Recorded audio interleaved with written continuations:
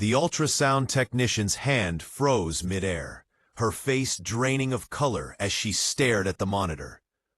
"Dr. Morrison," she whispered, her voice cracking, "you need to see this." Dr. Morrison rushed over, his eyes widening behind his glasses. The room fell silent, except for the hum of the machine.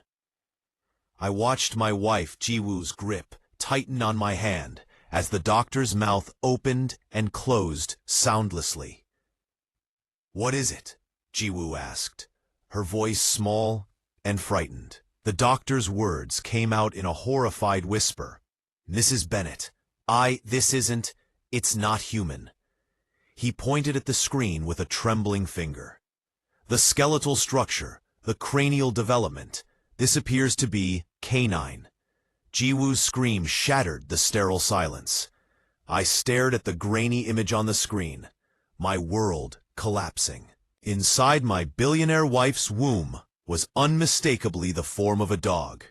If you want to know how this nightmare became reality, subscribe, like, and share this video.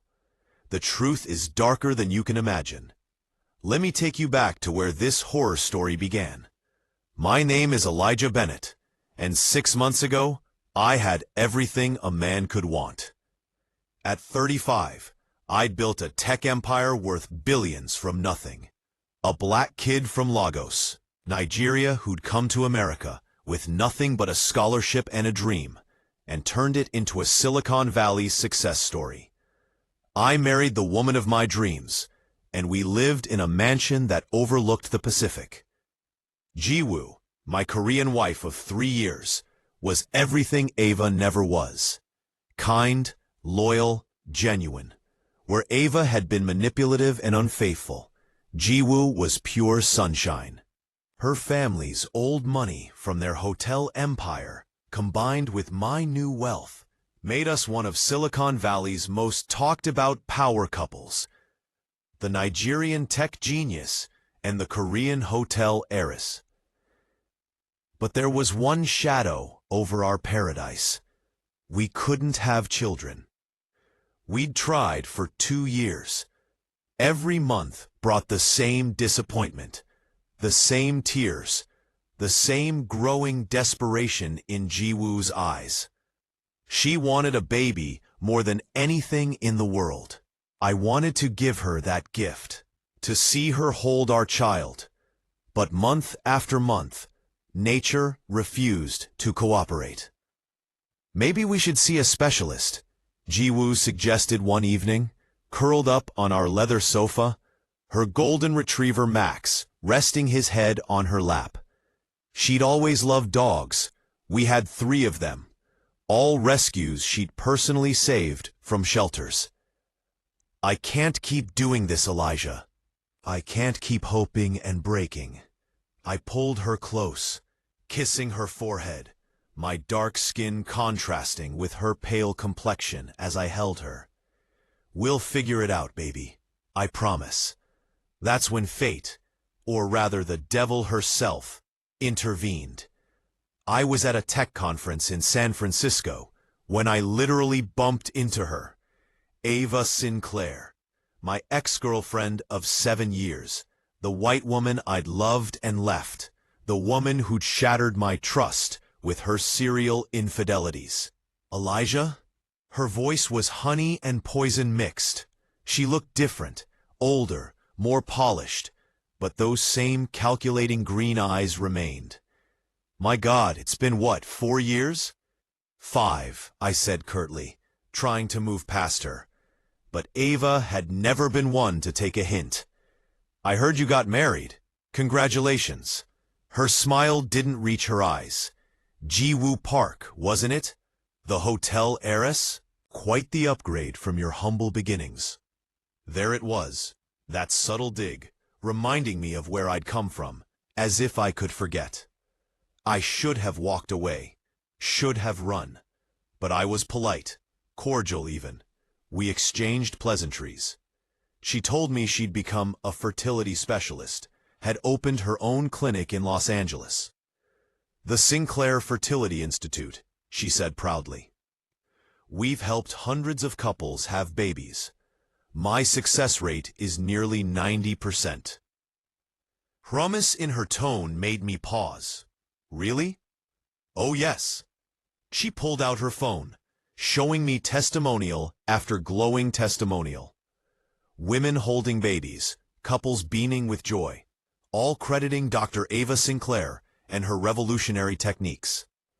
I use cutting-edge artificial insemination technology. Combine it with some proprietary methods I've developed. It's quite remarkable. I thought of Ji-woo's tears, her desperate hope. Actually, I heard myself saying, my wife and I have been trying to conceive. It's been difficult. Ava's eyes glittered with something I couldn't identify. Looking back, I realize it was triumph. Oh, Elijah, I'm so sorry to hear that. You know what? Let me help you. We were together for 7 years. Consider it my way of making peace with the past.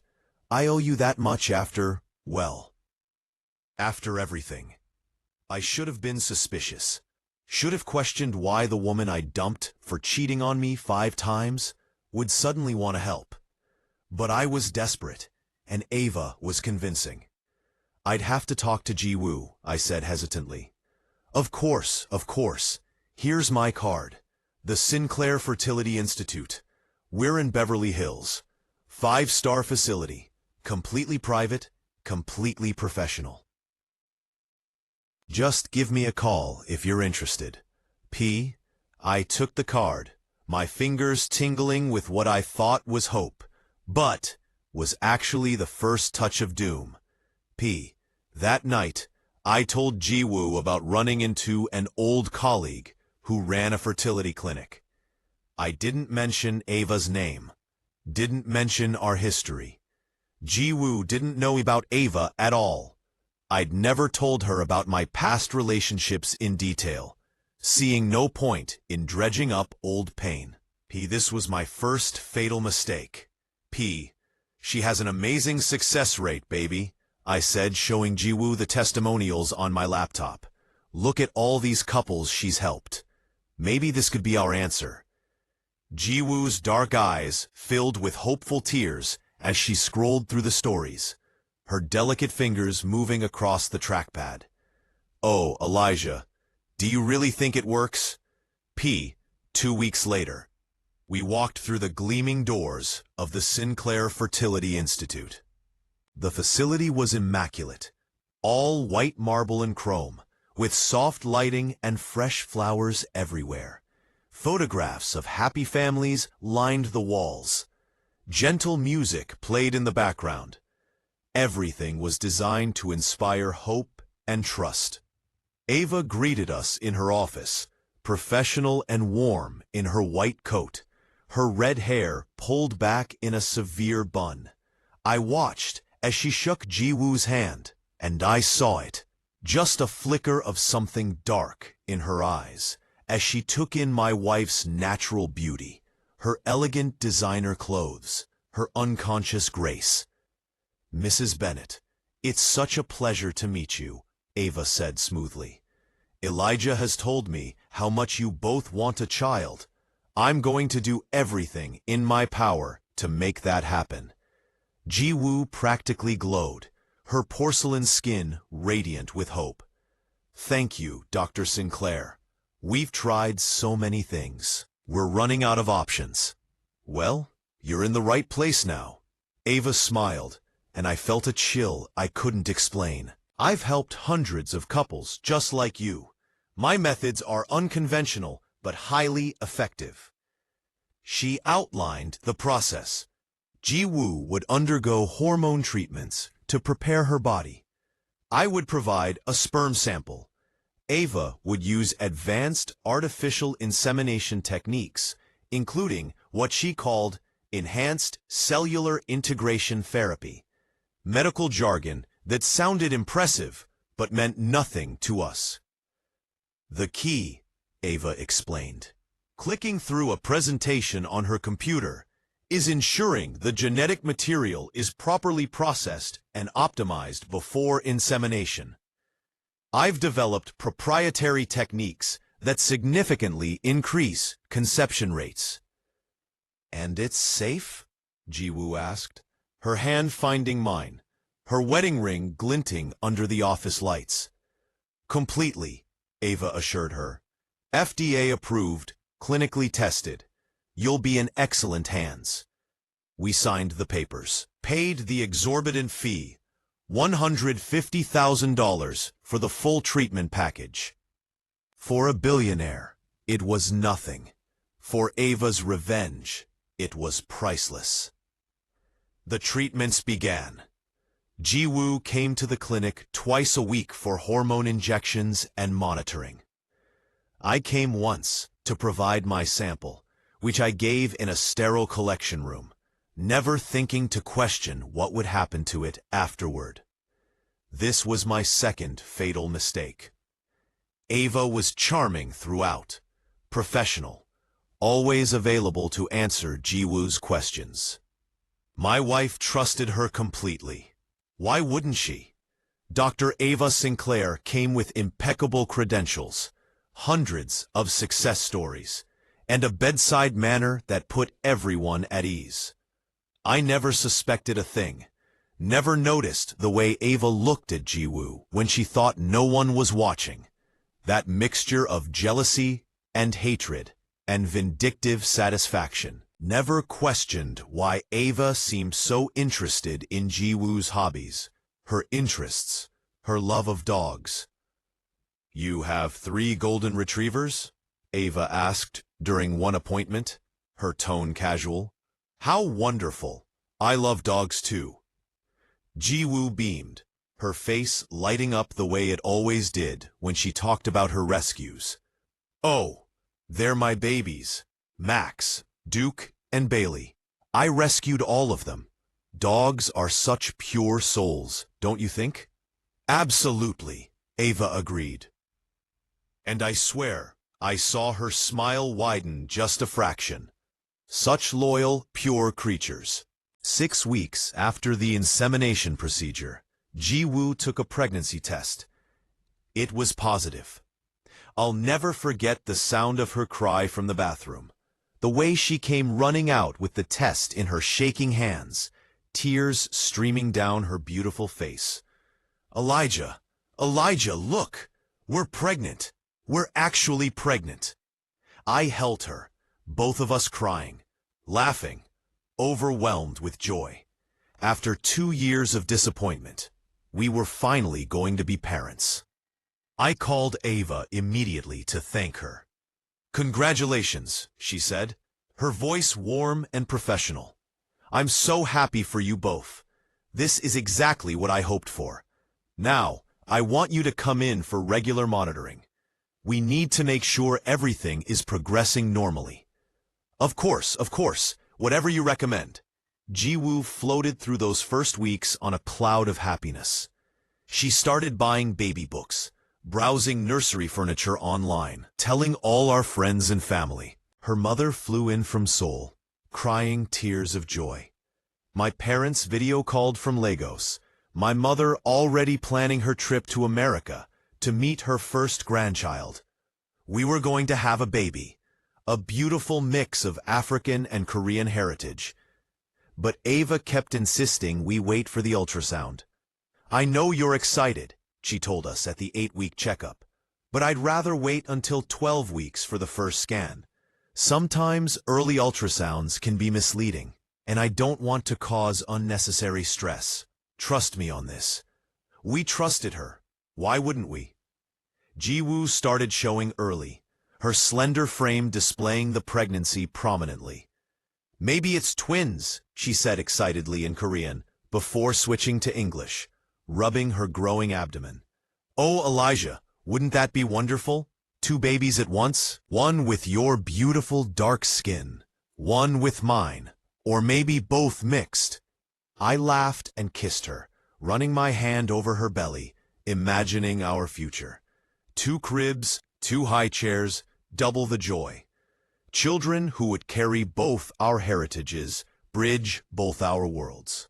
Meanwhile, Ava monitored everything closely, running blood tests every week, checking Jiwoo's hormone levels, always nodding with satisfaction at the results. "Everything looks perfect," she would say. "The pregnancy is progressing beautifully." At 10 weeks, Jiwoo started having unusual cravings. Not the typical pickles and ice cream, but raw meat. She'd wake up at 3 in the morning, desperate for rare steak, ground beef, anything bloody and protein-rich. "Is this normal?" I asked Ava during one of our check-ins, my brow furrowed with concern. "Completely normal," she assured me without hesitation. "High-protein cravings are very common, especially with certain genetic markers. It just means the fetus is developing robustly. Nothing to worry about." Jiwoo also became more sensitive to sounds. She'd wake up at the slightest noise, her hearing seemingly enhanced. She started sleeping curled in odd positions, almost fetal herself, preferring the floor to our California king bed. "The baby's probably pressing on some nerves," Ava explained when Jiwoo mentioned it. "Positional discomfort is completely normal. Try pregnancy pillows." Every strange symptom, Ava had an explanation for. Every concern she smoothly dismissed. And we believed her because she was the expert, because she'd helped hundreds of women, because her walls were covered with photos of grateful families, because we were fools. Finally, the 12-week mark arrived. Jiwoo could barely contain her excitement as we drove to the Sinclair Fertility Institute that morning. She wore a flowing cream-colored dress that complemented her complexion, her straight black hair falling like silk down her back, her hand constantly on her swollen belly. "Do you think they'll be able to tell if it's a boy or a girl yet?" she asked, her dark eyes shining with anticipation. "Maybe," I said, squeezing her hand, my dark fingers intertwined with her pale ones. "Either way, I just want them healthy." "They will be," Jiwoo said with absolute conviction. "Dr. Sinclair has taken such good care of us. I feel like everything is perfect." We checked in at the reception, were led to the ultrasound room. The technician, a young woman named Lily, smiled warmly as she helped Jiwoo onto the examination table. "Congratulations," she said. "First baby?" "Yes," Jiwoo beamed. "We're so excited." "Well, let's take a look." Lily squeezed gel onto Jiwoo's exposed belly, positioned the ultrasound wand. "This might be a little cold." I stood beside Jiwoo, holding her hand, both of us staring at the monitor. This was the moment we'd been waiting for, the first real glimpse of our child. The image appeared on the screen, grainy and unclear at first. Lily moved the wand around, her expression focused. Then, confused. Then, concerned.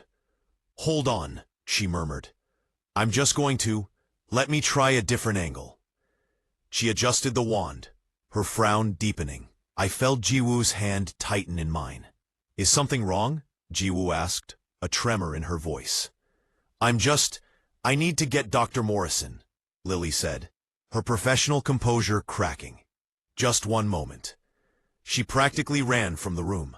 Jiwoo looked at me, fear replacing her earlier joy. "Elijah, what's happening?" "I'm sure it's nothing," I said, but my heart was pounding. Maybe the baby's in an odd position or something. Dr. Morrison, the clinic's chief radiologist, entered within minutes. He was a serious man in his 50s, all business and efficiency. "Mrs. Bennett, Mr. Bennett," he nodded, taking Lily's place at the ultrasound machine. "Let me just take a look here." He positioned the wand, his eyes fixed on the monitor. I watched his face change. Confusion, disbelief, horror. His hand started to tremble. "Dr. Morrison," Jiwoo's voice was small, frightened. "What is it? Is the baby okay?" The doctor didn't answer immediately. He moved the wand again, zoomed in, adjusted the contrast. The silence in the room was suffocating. Then his hand froze mid-air. "Dr. Morrison," Lily whispered, her voice cracking. "You need to see this." He was already seeing it. We could tell by the way the color drained from his face, the way his mouth opened and closed soundlessly. "What is it?" Ji-woo demanded, trying to sit up, her free hand protectively over her belly. "Tell me what's wrong with my baby." Dr. Morrison's words came out in a horrified whisper. "Mrs. Bennett, it's not human." Time stopped. The world stopped. "What?" I heard myself say, the word barely audible, my deep voice cracking. He pointed at the screen with a trembling finger, his professional composure completely shattered. The skeletal structure, the cranial development, the limb formation. "This appears to be canine. Mrs. Bennett, you're carrying a dog."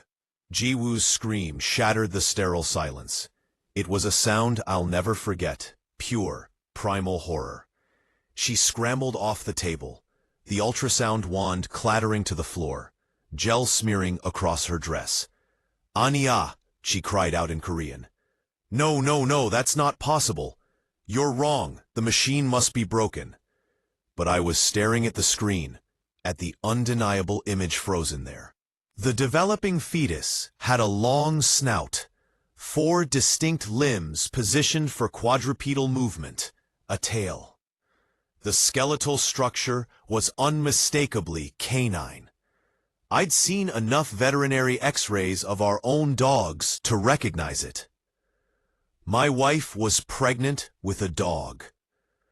"This is impossible," Dr. Morrison was saying, his medical training warring with the evidence before his eyes.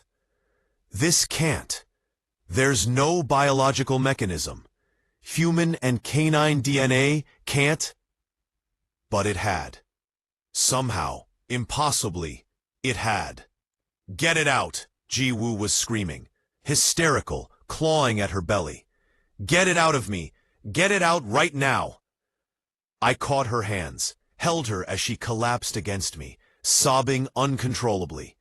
"Ji-woo, baby, breathe. Just breathe." "How?" she wailed, her accent thicker in her distress. "How is this possible?" "Elijah, how?" And then, like ice water in my veins, the truth hit me. Ava. The sperm sample I'd provided, Ava must have destroyed it, replaced it with something else, with dog semen.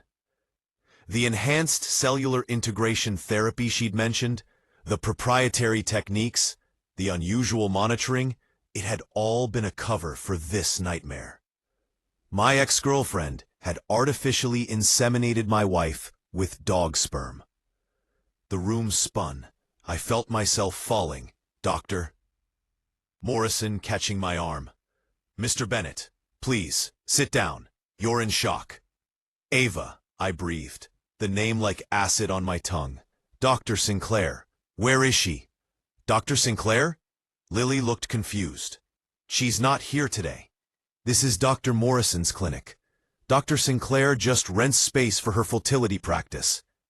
I was already running, Ji-woo calling after me, but I had to find her, had to confront her, had to understand why. I burst through door after door, staff members shouting protests, until I found her office. Empty. Her computer was gone, her files cleared out, her walls bare of the photographs that had once covered them. She was gone. On her desk, a single envelope with my name written on it in her familiar handwriting. With shaking hands, I opened it. "Dear Elijah, by now you know what I've done. By now, you understand that actions have consequences. You took 7 years of my life. 7 years I gave you my love, my body, my soul. I helped you when you were nothing. A Nigerian immigrant with big dreams and no connections. I introduced you to investors, Opened doors my family's name could open. And yes, I made mistakes. Yes, I was unfaithful. But I would have changed for you. I would have been better. Instead, you threw me away like garbage once you made your billions. 5 pregnancies I terminated because you said you weren't ready for children. 5 times I went through that pain, that trauma for you. And then you left me, and within 2 years married that privileged Korean princess, and suddenly wanted babies with her? You needed to understand pain, Elijah. Real pain, loss, humiliation. I researched Ji-woo thoroughly after our little reunion. I knew all about her love for dogs, her rescue work, her soft heart. I knew exactly how to destroy both of you. The artificial insemination was real, Elijah. I just didn't use your sperm. I used semen from a prize-winning golden retriever, ironically from the same bloodline as her precious Max. I've been developing cross-species cellular integration technology for years, funded by some very questionable international clients. It's illegal in the United States, of course, but science has no borders. The hormones I gave Ji-woo weren't standard fertility treatments. They were genetic modifiers designed to trick her body into accepting non-human DNA, to suppress her immune system's natural rejection response. Every week, I adjusted the formula, monitored her blood work, ensured the pregnancy would take. And it did, beautifully. By the time you read this, I'll be in a country with no extradition treaty, living under a new name with enough money from my research to last several lifetimes. The Sinclair Fertility Institute will be dissolved, all records destroyed. You'll never prove what I did. The technology is too cutting-edge, too unbelievable. Who would believe you? Enjoy your baby, Elijah. You and your perfect little interracial power couple deserve each other. And this. You climbed over me to reach the top. Now watch everything you built crumble. Consider us even. A. The letter fell from my numb fingers. I stood there, in that empty office, my dark skin ashen with shock, understanding the full scope of her revenge. This wasn't just about making us suffer. This was about destroying Ji-woo completely, about taking the thing she wanted most and turning it into a nightmare she'd carry in her body. Ava had known Ji-woo's love for dogs would make this even more psychologically devastating. The woman who devoted her life to rescuing animals was now carrying one inside her, a grotesque perversion of everything she held sacred. It was diabolic. It was brilliant. It was unforgivable. I stumbled back to the ultrasound room. Ji-woo was curled on the floor, Dr. Morrison and 2 nurses trying to comfort her. She looked up when I entered, her eyes red and swollen, mascara streaming down her face. "Elijah," she whispered, "tell me this is a nightmare. Tell me I'm going to wake up." I knelt beside her, pulled her into my arms, my muscular frame wrapping around her trembling body. "Ji-woo, I'm so sorry. This is my fault. All my fault." "How?" she sobbed against my chest. "How is this even possible?" And so I told her everything. About Ava, our 7-year relationship, how she'd helped me in my early days when I was struggling to build my company, the infidelities, the 5 abortions, how I dumped her and met Ji-woo 2 years later. About running into Ava at the conference, how she'd offered to help, how I'd stupidly, naively, catastrophically trusted her. Ji-woo pulled away from me, her face a mask of betrayal and horror. "You never told me about her. You brought me to your ex-girlfriend's clinic and didn't tell me?" "I didn't think it mattered," I said helplessly, my accent thickening with emotion. "It was 5 years ago. I thought. You thought wrong," she screamed. "You brought me to a woman who hated you, who had every reason to want revenge. And you didn't think I deserved to know? You didn't think to warn me? Jiwoo, please. There's a dog inside me, Elijah. Her voice cracked with hysteria. But dog, because of your ex-girlfriend, because of your past, because you were too proud or too stupid to tell me the truth. She was right. Every word was a knife, and I deserved every cut. Doctor. Morrison cleared his throat, awkwardly. Mr. and Mrs. Bennett, I know this is traumatic, but we need to discuss medical options. This pregnancy cannot continue. It's not viable. It's potentially dangerous, and— Get it out, Jiwoo said flatly, her voice dead. Today, right now, I want it out of me. Jiwoo, I began, but she cut me off with a look of such hatred I physically recoiled. Don't. Just don't. You've done enough. The procedure was scheduled for that afternoon. Emergency termination. They called it clinically, though there was nothing clinical about the horror of it. Jiwoo refused to let me stay with her, refused to even look at me. Her mother arrived. I'd called her from the waiting room, and the look of disgust on Mrs. Park's face told me everything I needed to know about my future with their family. How could you? Hissed at me in Korean accented English, while Jiwoo was in pre-op. How could you let this happen to my daughter? I knew marrying outside our culture would bring problems, but this is beyond anything I imagined. I had no answer. What could I say? That I'd been an idiot? That my past had literally come back to impregnate my wife with an animal? That I'd destroyed the woman I loved because I couldn't be bothered to mention an old girlfriend? The procedure took 2 hours. I paced the waiting room like a caged animal, my mind spinning with rage and self-loathing and plans for revenge. I'd find Ava.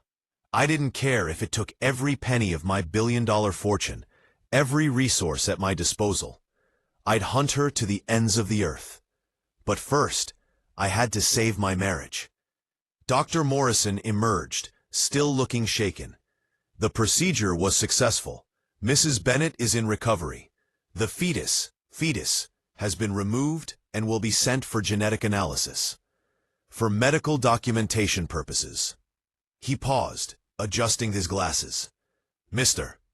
Bennett, I have to tell you, in 30 years of practice, I've never seen anything like this. The genetic manipulation required to make this possible, it's beyond anything in current medical literature. This woman, this Dr. Sinclair, she's either a genius or a monster. Probably both. Can Jiwoo have children in the future? I asked, my voice hoarse, my hands clenched into fists at my sides. Did this damage her? Physically, she should make a full recovery. Her reproductive system appears intact. Psychologically, he trailed off, meaningfully. She's going to need extensive therapy. You both will. Jiwoo was discharged that evening. She still wouldn't speak to me, wouldn't look at me. Her mother drove her home, not to our mansion, but to the Park family estate in Bel Air. Don't follow us, Mrs. Park warned me. Jiwoo needs space. She needs time to process this nightmare you've subjected her to. She's my wife, I protested weakly. She's my daughter, and right now, she doesn't want to see you. Mrs. Park's eyes were cold. Maybe you should have thought about protecting her before you brought her to your vengeful ex-girlfriend. I watched them drive away, taking my entire world with them. The media got hold of the story within 48 hours. Someone at the clinic leaked it, probably sold it for a small fortune. The headlines were sensational, lurid, unbelievable. Billionaire's wife pregnant with dog. Tech mogul's ex creates canine pregnancy. Interracial couple's nightmare. Fertility doctor's revenge. Nigerian billionaire's past destroys marriage. Our phones exploded with calls from reporters, tabloids, talk shows. My publicist had a nervous breakdown. Ji-woo's family threatened lawsuits against everyone. The clinic, the media, me. My company's stock dropped 15% in a single day as investors panicked about the scandal. Some of the headlines had racist undertones that made my blood boil, but I was too devastated to fight back. But worse than any of that was the silence from Ji-woo. I called her every day, texted, sent flowers, letters, gifts, all returned unopened. Her lawyer contacted my lawyer about a legal separation. Her therapist, who she'd started seeing immediately, recommended we have no contact for at least 3 months. 3 months turned into 6. I threw myself into finding Ava.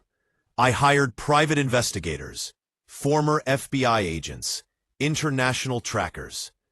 They searched everywhere: South America, Southeast Asia, Eastern Europe. They found traces of her. A bank account in the Cayman Islands, a brief appearance on airport security footage in Bangkok, rumors of an American doctor doing underground genetic research in Ukraine. But Ava herself remained a ghost. The genetic analysis of the fetus confirmed what we already knew. It was a hybrid, an impossible biological nightmare that should never have existed. The medical journals wanted to publish the findings. I paid them millions to bury the research, to destroy every sample, to erase all evidence. The last thing Ji-woo needed was to become a case study in genetic horror.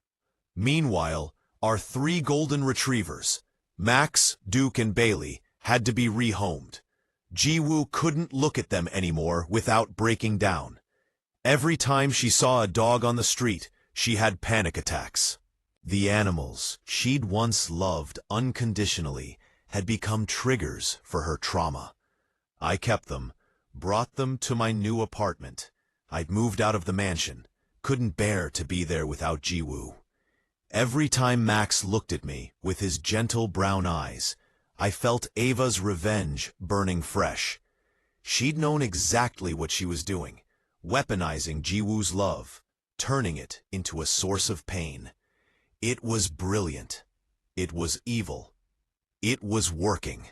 My therapist said I was experiencing complicated grief and PTSD.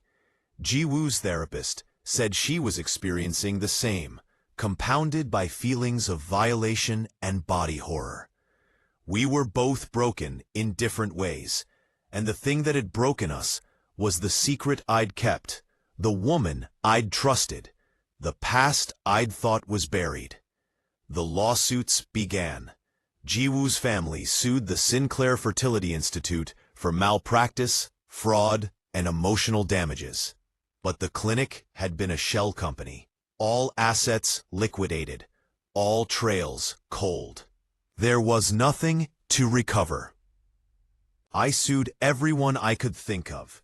The building owners who'd rented to Ava, the medical board that had certified her, the background check company that had verified her credentials. Most settled out of court for undisclosed amounts. The money meant nothing. It couldn't undo what had happened. 8 months after that nightmare ultrasound, Ji-woo finally agreed to see me. We met at a neutral location, a quiet cafe in Santa Monica, far from our usual haunts. I arrived early, my heart pounding, rehearsing what I'd say. When she walked in, I barely recognized her. She'd lost weight, her once glowing skin now pale and drawn. Her beautiful black hair was pulled back severely. But it was her eyes that broke me. They were haunted, empty. The light I'd fallen in love with, completely extinguished. "Ji-woo," I breathed, standing as she approached, my tall frame towering over her petite one. "Sit down, Elijah." Her voice was flat, emotionless. She sat across from me, her hands folded on the table, careful not to touch me. I'm so sorry, I began, the words tumbling out, my Nigerian accent thick with emotion. I know I've said it 1,000 times, but I need you to know. I'm not here for apologies, she interrupted. I'm here to tell you that I'm filing for divorce. The words hit me like a physical blow. Ji-woo, please, we can work through this. We can go to therapy together. We can work through this? For the first time, emotion cracked through her composure, bitter, angry laughter. Elijah, I was pregnant with a dog. A dog. Because you couldn't be bothered to tell me about your psychotic ex-girlfriend. Because you were too proud, or too ashamed, or too careless to give me information I needed to protect myself. I know, and I'll spend the rest of my life making it up to. I can't look at you without seeing that ultrasound, she said, her voice breaking, tears beginning to stream down her face. I can't be touched without feeling violated all over again. I can't see dogs without having panic attacks. I can't even think about having children anymore, because every time I do, I see that thing on the screen. Tears were streaming down my face now too, my own pain mixing with hers. You took everything from me, Elijah. My dreams of being a mother, my love for animals, my ability to trust.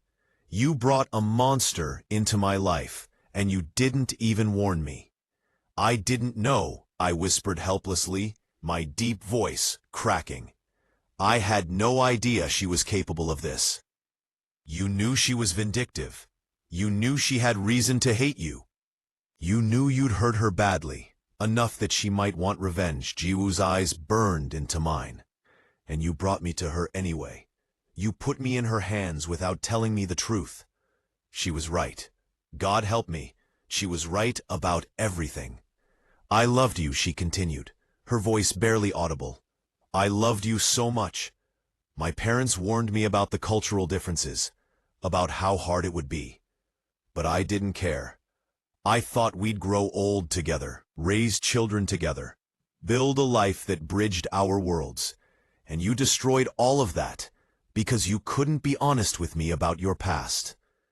Ji-woo, please. The divorce papers will be served next week, she said, standing abruptly. My lawyers will contact yours about the settlement.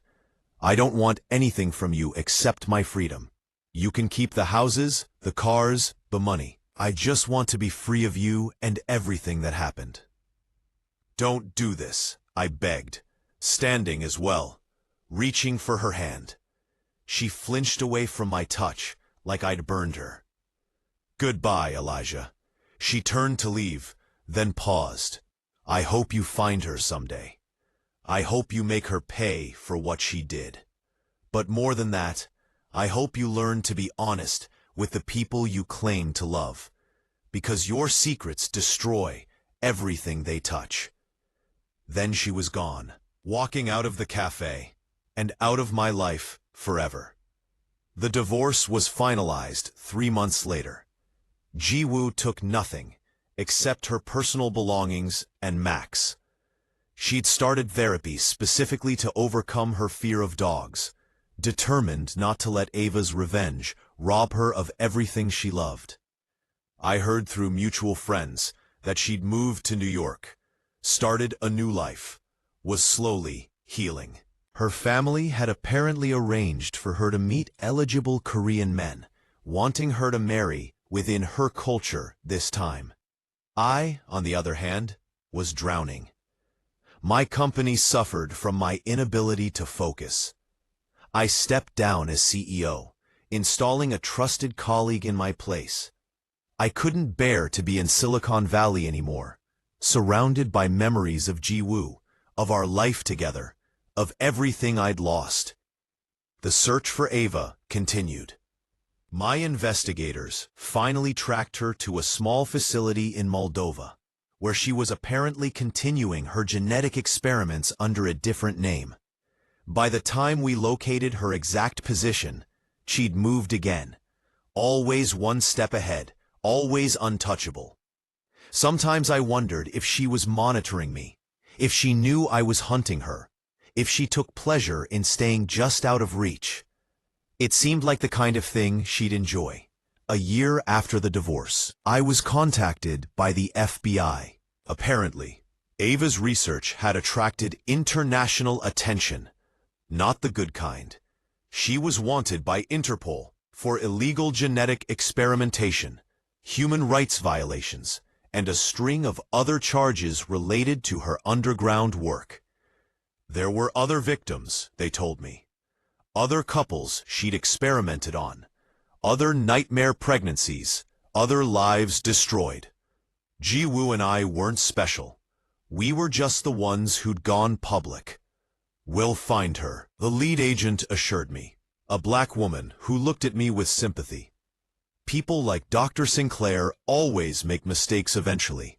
They get arrogant, careless. When she does, we'll be waiting. But I wasn't sure I could wait. The rage inside me had festered into something dark and consuming. I wanted Ava to suffer the way Ji-woo had suffered, the way I was suffering. I wanted her to understand the depths of the pain she'd caused. I wanted revenge. My therapist said this was an unhealthy obsession, that I needed to let go and focus on healing. My friends said I needed to move on, to rebuild my life. Even Ji-woo, in one final email, told me that holding on to anger would only destroy me further. But they didn't understand. They couldn't. None of them had watched their wife's face as she learned she was carrying a dog. None of them had seen their entire life crumble because of one vindictive woman's need for retribution. So I continue the hunt. I've devoted my fortune to it. Millions of dollars to investigators, informants, anyone who might lead me to Ava. I've made it my life's mission to find her and ensure she faces justice. Not just for Ji-woo and me, but for all the other victims. For all the other lives she's destroyed in her quest for scientific advancement and personal revenge. Ava thinks she's won. She thinks she's broken me, destroyed my marriage, taken everything I loved and turned it into ashes. And maybe she has. But one day, maybe next month, maybe next year, maybe in 10 years, my investigators will find her. The FBI will catch her. She'll make a mistake. And when that day comes, I'll be there. I'll look into those cold green eyes, and I'll make sure she understands that actions have consequences, that revenge cuts both ways. That the Nigerian immigrant she helped climb to the top, then tried to destroy, is still standing, still searching, still waiting. Ji-woo was right about one thing. Secrets destroy everything they touch. My secret about Ava destroyed my marriage, my wife's dreams, our future together. But Ava has secrets too. Dark secrets about illegal experiments and victims scattered across the globe. And unlike me, when her secrets come to light, she won't just lose a marriage. She'll lose her freedom forever. This is my story. This is my nightmare. This is what happens when the past refuses to stay buried, when revenge becomes science, when love becomes collateral damage. I'm Elijah Bennett, a black man from Lagos who built an empire from nothing, married the woman of his dreams, and watched it all burn because of secrets and revenge. My ex-girlfriend impregnated my wife with a dog to punish me for leaving her. She destroyed everything I held dear. But this story isn't over yet. Not by a long shot. If this story gripped you, if it horrified you, if you need to know what happens when I finally find Ava, subscribe, like, and share. Drop a comment below telling me what you would do in my situation. Would you seek revenge? Would you let it go? Would you spend everything you have to hunt down the person who destroyed your life? Let me know in the comments. And stay tuned, because if I ever find Ava Sinclair, you'll be the first to know what happens next. Until then, remember, the past is never really past. Your secrets will find you. And revenge? Revenge is a dish best served cold. This is Elijah Bennett, signing off.